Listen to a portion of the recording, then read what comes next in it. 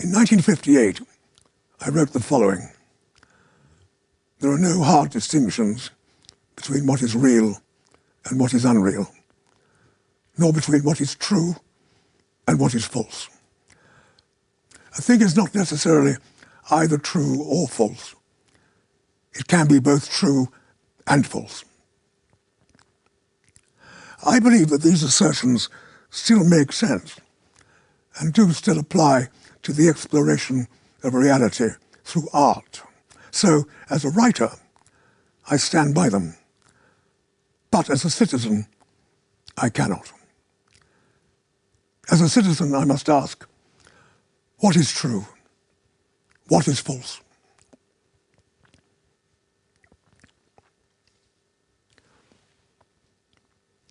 Political language, as used by politicians, does not venture into any of this territory, since the majority of politicians, on the evidence available to us, are interested not in truth, but in power, and in the maintenance of that power. To maintain that power, it is essential that people remain in ignorance, that they live in ignorance of the truth, even the truth of their own lives. What surrounds us, therefore, is a vast tapestry of lies upon which we feed.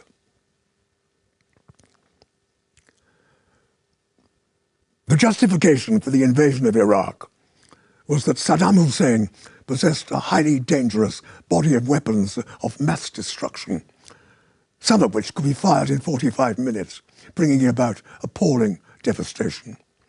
We were assured that was true. It was not true. We were told that Iraq had a relationship with Al-Qaeda and shared responsibility for the atrocity in New York of September 11th, 2001. We were assured that this was true. It was not true.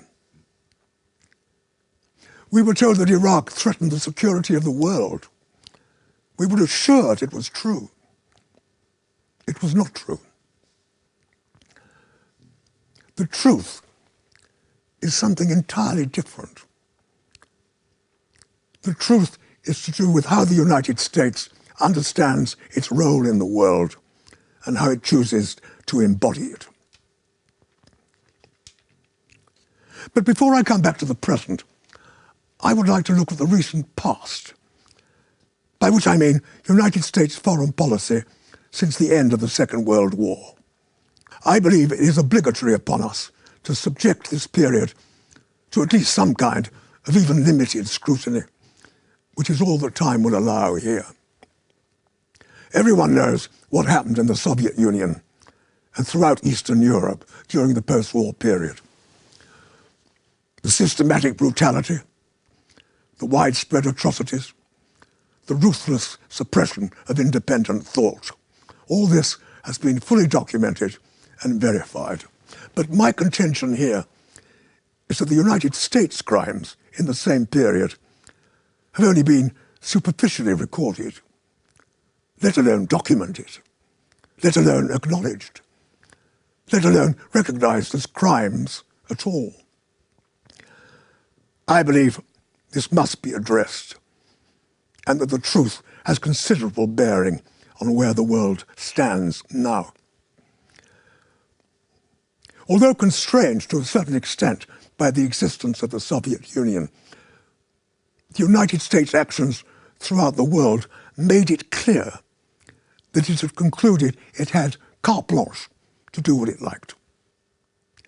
Direct invasion of a sovereign state has never, in fact, been America's favored method. In the main, it has preferred what it has described as low-intensity conflict.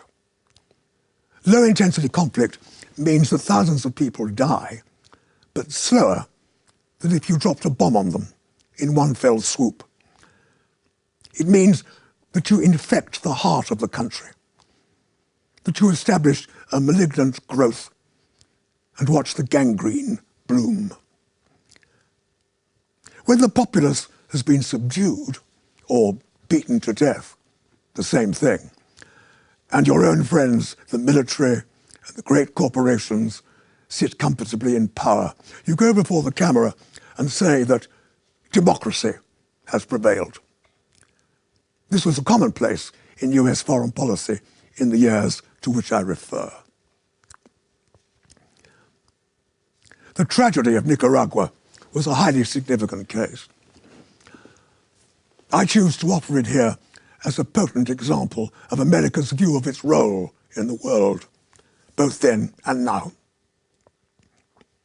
I was present at a meeting at the US Embassy in London in the late 1980s. The United States Congress was about to decide whether to give more money to the Contras in their campaign against the state of Nicaragua. I was a member of a delegation speaking on behalf of Nicaragua. But the most important member of this delegation was a Father John Metcalf. The leader of the United States body was Raymond Seitz, then number 2 to the ambassador, later ambassador himself. Father Metcalf said, "Sir, I am in charge of a parish in the north of Nicaragua. My parishioners built a school, a health center, a cultural center. We have lived in peace. A few months ago, a Contra force attacked the parish. They destroyed everything: the school, the health center, the cultural center. They raped nurses and teachers, slaughtered doctors in the most brutal manner. They behaved like savages. Please demand that the US government withdraw its support from this shocking terrorist activity." Raymond Seitz had a very good reputation as a rational, responsible, and highly sophisticated man. He was greatly respected in diplomatic circles. He listened, paused, and then spoke with some gravity. "Father," he said, "let me tell you something. In war, innocent people always suffer." There was a frozen silence. We stared at him. He did not flinch. Innocent people, indeed, always suffer. Finally, somebody said, "But in this case, innocent people were the victims of a gruesome atrocity subsidized by your government, one among many. If Congress allows the Contras more money, further atrocities of this kind will take place. Is this not the case? Is your government not, therefore, guilty of supporting acts of murder and destruction upon the citizens of a sovereign state?" Seitz was imperturbable. "I don't agree that the facts as presented support your assertions," he said. As we were leaving the embassy, a US aide told me that he enjoyed my plays. I did not reply. I should remind you that at the time President Reagan made the following statement: "The Contras are the moral equivalent of our founding fathers." The United States supported the brutal Somoza dictatorship in Nicaragua for over 40 years. The Nicaraguan people, led by the Sandinistas, overthrew this regime in 1979, a breathtaking popular revolution. The Sandinistas weren't perfect. They possessed their fair share of arrogance, and their political philosophy contained a number of contradictory elements. But they were intelligent, rational, and civilized. They set out to establish a stable, decent, pluralistic society. The death penalty was abolished. Hundreds of thousands of poverty-stricken peasants were brought back from the dead. Over 100,000 families were given title to land. 2,000 schools were built. A quite remarkable literacy campaign reduced illiteracy in the country to less than 1/7. Free education was established and a free health service. Infant mortality was reduced by 1/3. Polio was eradicated. The United States denounced these achievements as Marxist-Leninist subversion. In the view of the US government, a dangerous example was being set.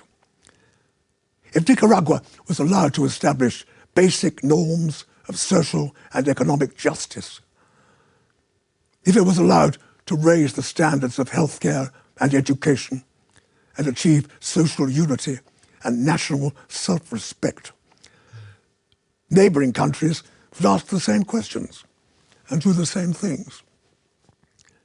There was, of course, at the time, fierce resistance to the status quo in El Salvador.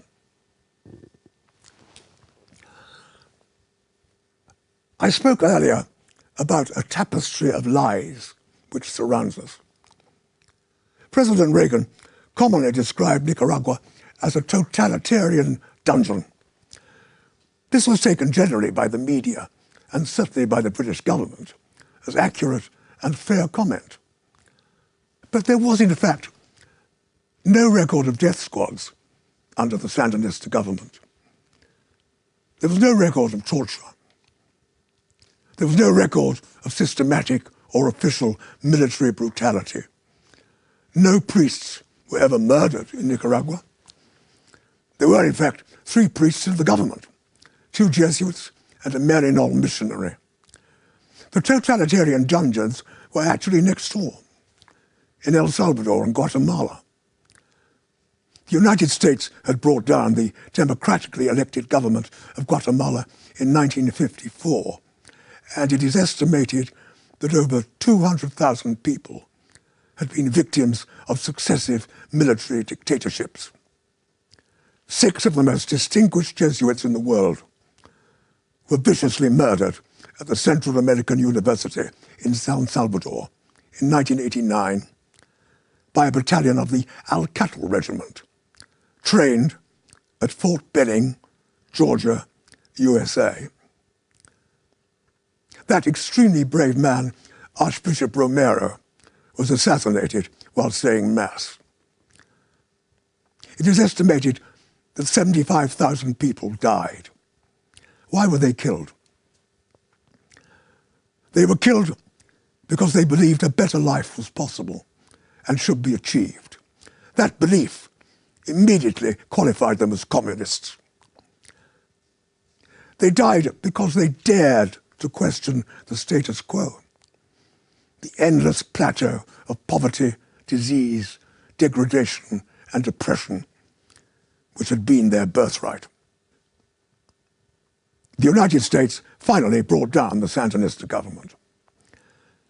It took some years and considerable resistance, but relentless economic persecution and 30,000 dead finally undermined the spirit of the Nicaraguan people. They were exhausted and poverty-stricken once again. The casinos moved back into the country. Free health and free education were over. Big business returned with a vengeance. Democracy had prevailed. But this policy was by no means restricted to Central America. It was conducted throughout the world. It was never-ending. And it is as if it never happened. The United States supported, and in many cases engendered, every right-wing military dictatorship in the world after the end of the Second World War. I refer to Indonesia, Greece, Uruguay, Brazil, Paraguay, Haiti, Turkey, the Philippines, Guatemala, El Salvador, and of course, Chile. The horror the United States inflicted upon Chile in 1973 can never be purged and can never be forgiven. Hundreds of thousands of deaths took place throughout these countries. Did they take place? And are they, in all cases, attributable to US foreign policy? The answer is yes. They did take place. And they are attributable to American foreign policy. But you wouldn't know it. It never happened.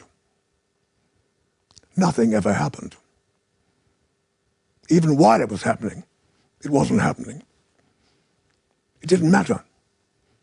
It was of no interest. The crimes of the United States have been systematic, constant, vicious, remorseless, but very few people have actually talked about them. You have to hand it to America. It has exercised a quite clinical manipulation of power worldwide, while masquerading as a force for universal good. It's a brilliant, even witty, highly successful act of hypnosis. I put to you that the United States is without doubt the greatest show on the road. Brutal, indifferent, scornful, and ruthless it may be, but it's also very clever. As a salesman, it is out on its own, and its most saleable commodity is self-love. It's a winner. Listen to all American presidents on television say the words, "the American people." As in the sentence, "I say to the American people, it is time to pray and to defend the rights of the American people. And I ask the American people to trust their president in the action he is about to take on behalf of the American people."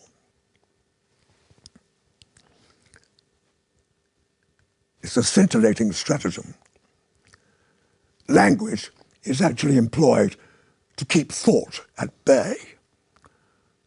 The words American people provide a truly voluptuous cushion of reassurance. You don't need to think. Just lie back on the cushion. The cushion may be suffocating your intelligence and your critical faculties, but it's very comfortable. This does not apply, of course, to the 40 million people living below the poverty line and the 2 million men and women imprisoned in the vast gulag of prisons which extends across the United States. The United States no longer bothers about low-intensity conflict. It no longer sees any point in being reticent or even devious. It puts its cards on the table without fear or favor. It quite simply doesn't give a damn about the United Nations, international law, or critical dissent, which it regards as impotent and irrelevant. It also has its own bleating little lamb tagging behind it on a lead, the pathetic and supine Great Britain. What has happened to our moral sensibility? Did we ever have any? What do these words mean? Do they refer to a term very rarely employed these days? Conscience? A conscience to do not only with our own acts, but to do with our shared responsibility in the acts of others. Is all this dead? Look at Guantanamo Bay. Hundreds of people detained without charge for over 3 years, with no legal representation or due process, technically detained forever. This totally illegitimate structure is maintained in defiance of the Geneva Convention. It is not only tolerated, but hardly thought about by what's called the international community.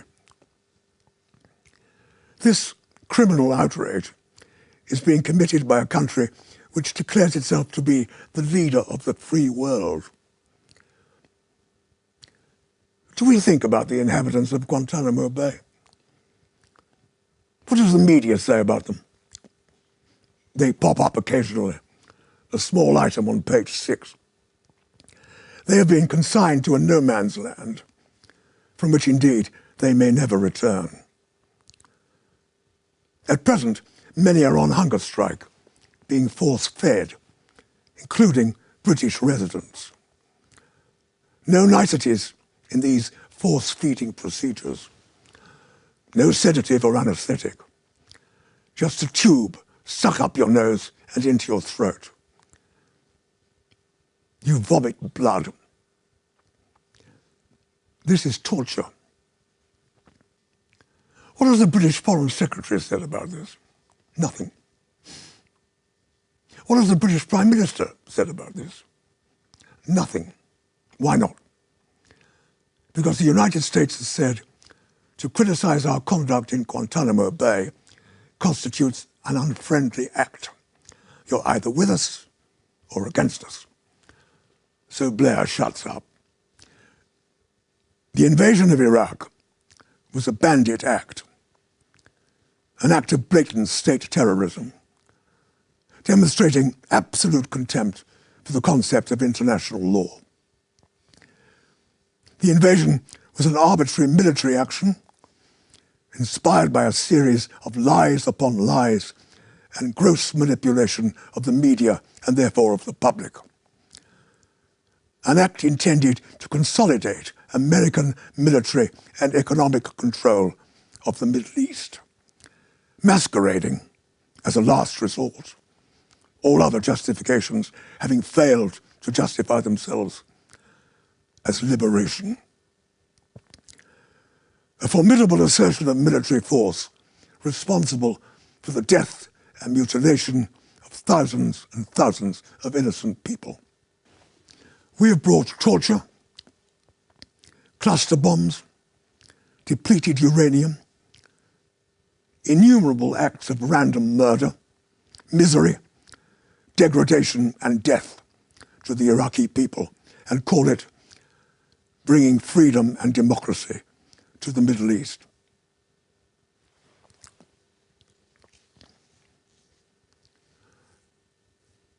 How many people do you have to kill before you qualify to be described as a mass murderer and a war criminal?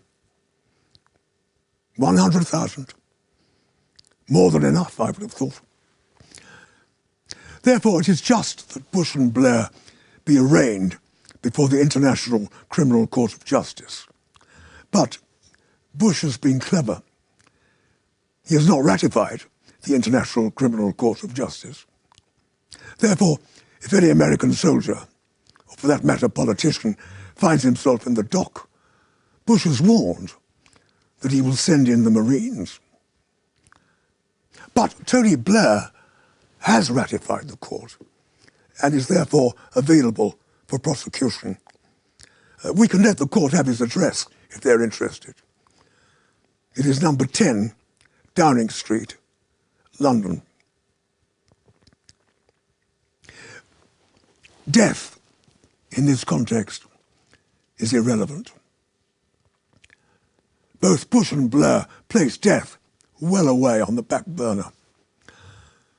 At least 100,000 Iraqis were killed by American bombs and missiles before the Iraq insurgency began.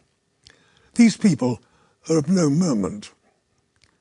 Their deaths don't exist. They are blank. They're not even recorded as being dead. We don't do body counts, said the American general, Tommy Franks. Early in the invasion, there was a photograph published on the front page of British newspapers of Tony Blair kissing the cheek of a little Iraqi boy. A grateful child, said the caption. A few days later, there was a story and photograph on an inside page of another 4-year-old boy with no arms. His family had been blown up by a missile. He was the only survivor. "When do I get my arms back?" he asked. This story was never referred to again. Well, Tony Blair wasn't holding him in his arms, nor the body of any other mutilated child, nor the body of any bloody corpse. Blood is dirty. dirties your shirt and tie when you're making a sincere speech on television. The 2,000 American dead are an embarrassment. They are transported to their graves in the dark. Funerals are unobtrusive, out of harm's way. The mutilated rot in their beds, some for the rest of their lives. So the dead and the mutilated both rot in different kinds of graves. I have said earlier that the United States is now totally frank about putting its cards on the table. That is the case. Its official declared policy is now defined as full spectrum dominance. That is not my term. It is theirs. Full spectrum dominance means control of land, sea, air and space, and all attendant resources. The United States now occupies 702 military installations throughout the world in 132 countries, with the honourable exception of Sweden, of course. We don't quite know how they got there, but they are there all right. The United States possesses 8,000 active and operational nuclear warheads. 2,000 are on hair-trigger alert, ready to be launched with 15 minutes warning. It is developing new systems of nuclear force known as bunker busters. The British, ever cooperative, are intending to replace their own nuclear missile, Trident. Who, I wonder, are they aiming at? Osama bin Laden. You? Me? Joe Dokes?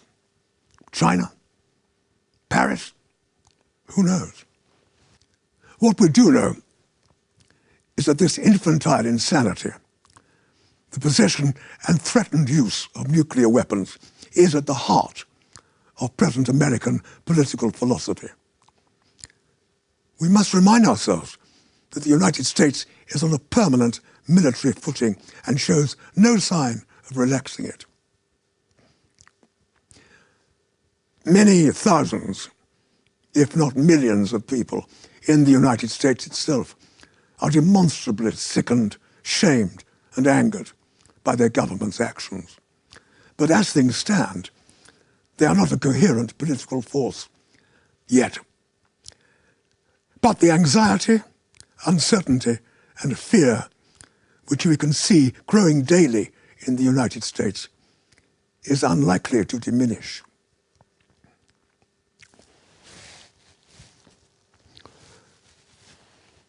I know that President Bush has many extremely competent speechwriters, but I would like to volunteer for the job myself.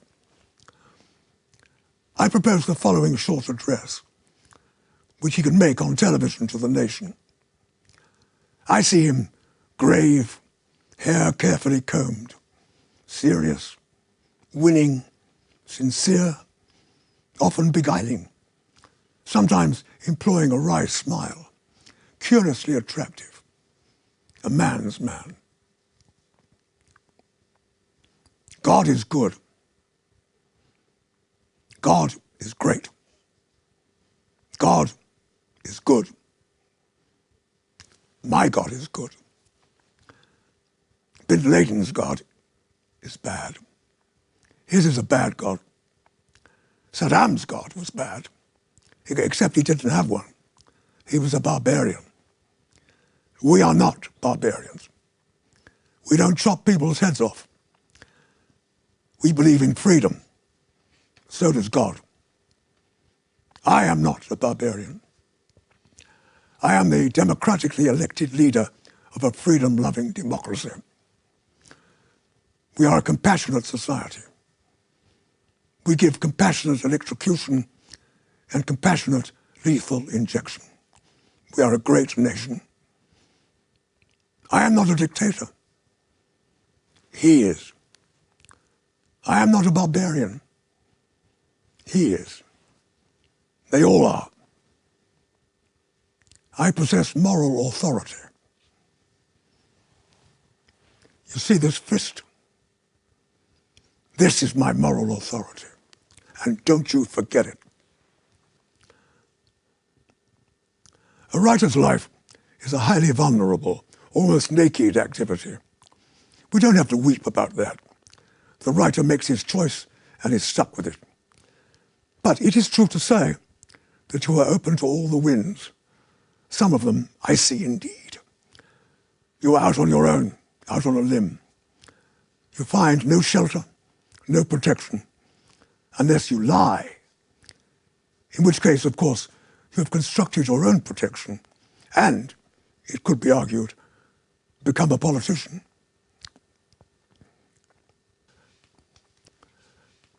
When we look into a mirror, we think the image that confronts us is accurate. But move a millimeter and the image changes. We are actually looking at a never-ending range of reflections.